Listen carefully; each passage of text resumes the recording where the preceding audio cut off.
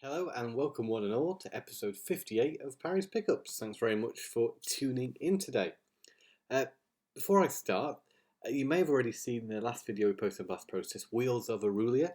Very interesting game. It did have some rather interesting commentary. Sadly, it didn't seem to record for reasons I don't know. So apologies for the lack of any commentary there. But I thought, despite that, I might as well put it up. It was a full playthrough of the game, about 20 minutes long. So feel free to check that out if you're interested in that particular game, because it is difficult to kind of work out what sort of game it is from, say, the trailers or the descriptions, because it's very unique. But it's interesting, and I hope you'll enjoy checking it out. So let's crack on without further ado with a game I'm rather enjoying, and that's Castlevania Order of... I can never pronounce the last bit. Oh, what's that? Ecclesia. Ecclesia. Anyway, this game. This is a game I found in GameStop for a very reasonable price, especially in comparison to what this game seems to go for on eBay. I remember seeing this game in the UK back when I used to work there, and being intrigued by it, but never being much of a Castlevania fan to really pick it up. I have gained an appreciation for the Castlevania series over the years, and when I saw this in GameStop at a very reasonable price, I thought, well, I'll pick this up. And I'm not disappointed at all. This is one of those, they call them Metroidvania style Castlevania games, in the template of, what's it called? That one that I should know, that should just come to me. Symphony of the Night, yeah, like that one. But it's got a nice, unique sort of setup here. You play an order who are committed to destroying Dracula. You play the particular female character who's about to have bestowed on her this special power that will allow her to defeat Dracula. But it seems like one of her fellow order members is a little bit jealous, and he wants this power for himself and doesn't feel it's right that she should be the one to get the power. So, during the process of giving the girl the power, the other guy interrupts, ruins it all. She loses her memory. He steals the power. And now it's up to you and your special blades to go and track him down. So I don't know if you ever actually get to meet or fight Dracula in this one, or it just becomes a quest to get rid of this guy who's got his own ulterior motives. It's pretty good, and you can absorb these glyph powers that help you upgrade. At first I thought, this upgrading and menu systems, because I haven't really played much of Symphony of the Night. I've played it and I know of the game, I know it's very highly regarded, but the actual gameplay I'm not 100% familiar with. So this game, and I assume like that game, involves a lot of sort of like upgrading, picking up weapons and such, and equipping them to, you can equip a blade to each arm, and yeah, you also get extra powers as the game progresses. And it's sort of like a maze-like, but it's actually quite accessible. It's not too confusing, because my worry with these sort of games is you get lost, you won't know where to go or what to do. And I didn't really find that happening to me in this game as much as I played it. Unfortunately, I haven't had a lot of time to play this game. I've been playing it on the bus when I've been able. And I died before the next save point, so all that progress I made on that particular bus journey was lost. But it's one of those games where you are going to die and you are going to have to pick it up from a previous save point. It's just the way it is. But I don't know how friendly this game is for reasonably short bus rides. Maybe I was just near another save point when I died. So, but I hope you... I don't know if you maintain your level, actually. I think you've got to play again in order to progress anything. I don't think you retain anything once you die if you don't already hit a save point. So maybe it's not the most forgiving, but it's also reasonably accessible. And it's got great cover art. I like that a lot. So that's Castlevania. Order of Ecclesia. Ecclesia! I bet it's Ecclesia, isn't it? There you go. There's that one. So we'll stick with portables for portable games for a moment, with another difficult to pronounce title. No, it's not too hard. Xyanide, not cyanide, but Xyanide Resurrection. So I've played the Xbox original Xyanide game, and it's quite a unique shooter. It's sort of like Star Fox or Panzer Dragoon, uh, but it's also got a lot of elements more in common with traditional side-scrolling or overhead shooters, but done in that third-person perspective. And you can look all around you like you can in, say, Res or Panzer Dragoon, which makes the gameplay quite interesting. You have also a lock-on attack. You can lock on to 2 enemies at a time.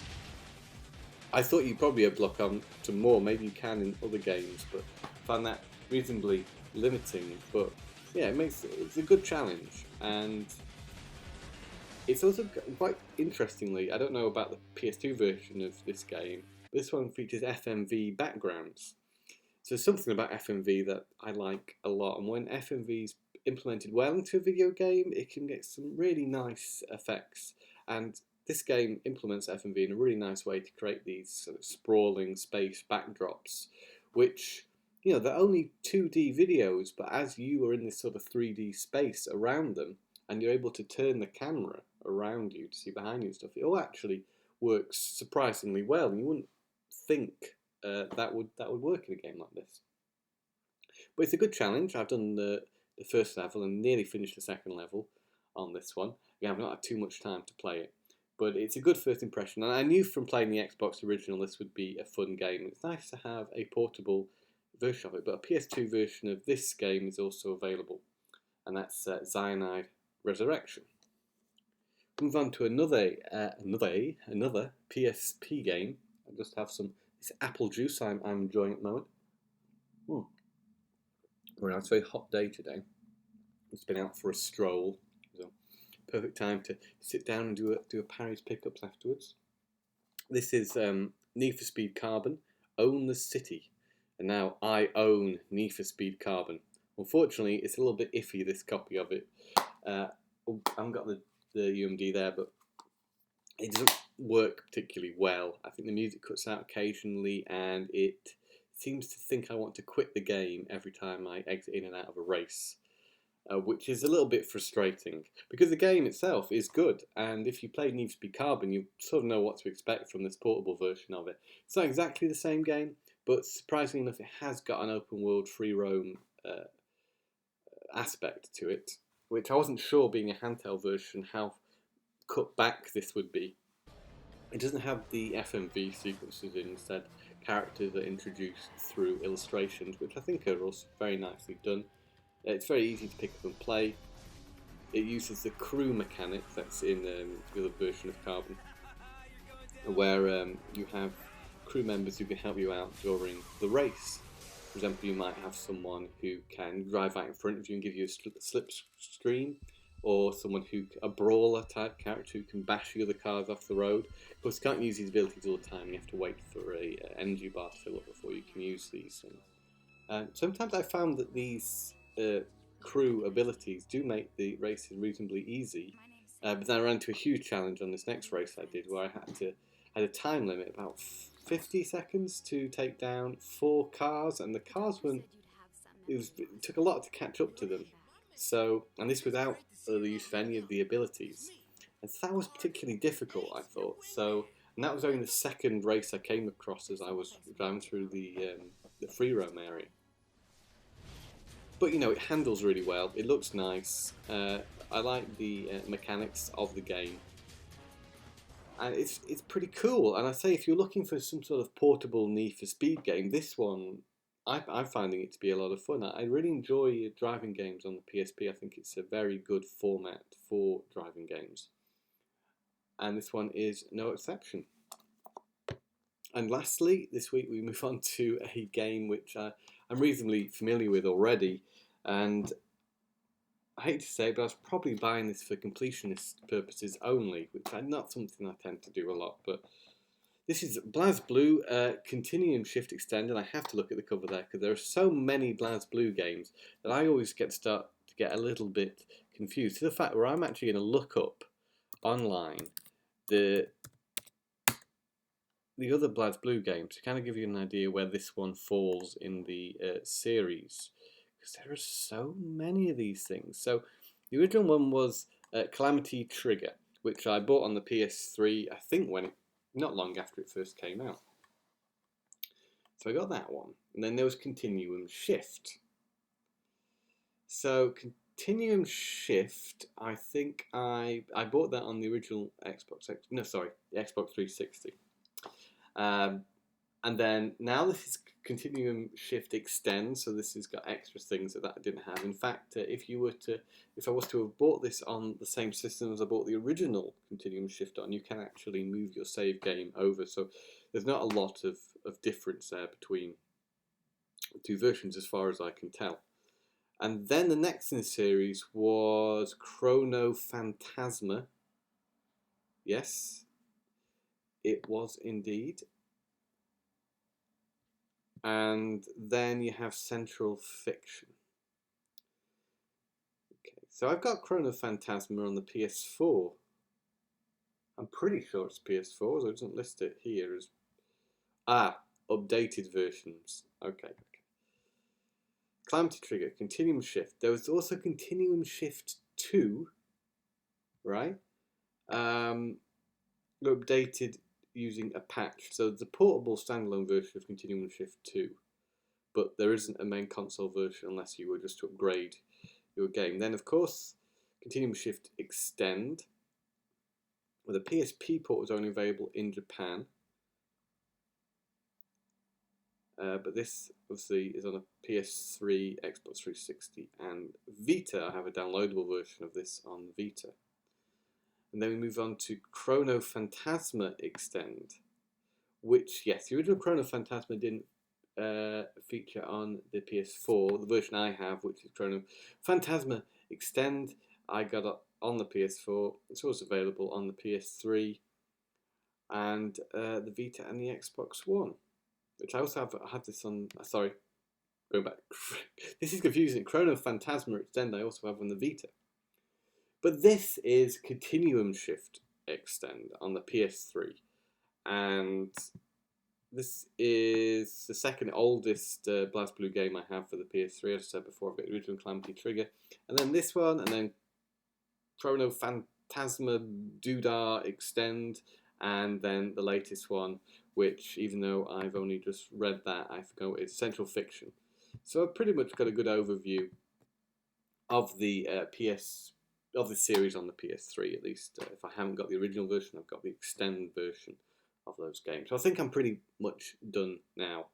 I pretty much have every version of Blazblue. Mine's Continuum Shift 2, which I think is available maybe on the 3DS, which would be worth getting at some point. In fact, long ago, I ordered that game online and to Denmark. It was meant to come when I used to live in another place called Billund, where Lego is based, and that never arrived. And I contacted Zavi about this missing game, and they said, well, print this form out from the website and send it back to us as a proof that you got to sign this and say, I did not receive this game, which is ridiculous. Amazon never have you do anything like that. You say the thing never got there, they just send you out another one.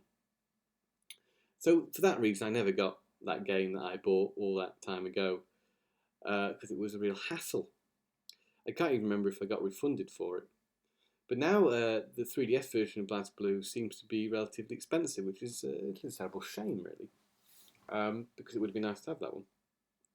Anyway, what do I think of the game? Because we haven't even talked about that yet. Well, if you play Blazblue, then you know what to expect in this one. There are new characters, new stories, I'm reading off the back here, new modes, and also a remastered version of the original story from Calamity Trigger, the original Blazblue game. Blazblue is a 2D fighter, very similar to Guilty Gear. In fact, it's pretty much like Guilty Gear, but they've got new characters in it now. They re-released Guilty Gear so many times that I think it was like, well, we can't release the same game again, we're going to have to make a new game, but we're pretty much going to make it like Guilty Gear, but we're going to obviously create new characters for this one, and the new storyline. So, you pretty much know what to expect. if you play Guilty Gear. There are a few unique mechanics that were introduced into Blazblue as the series went on, I think. But I never got to grips with it in the same way I enjoyed Guilty Gear. I don't think the characters and the whole are as appealing, and yeah, I like the girl with the guns. Noelle, I think her name is. She's pretty cool. I usually end up using her. I try other characters. I tried when I played this the other day, the squirrel character, and this dude on the front who I can never remember the name of.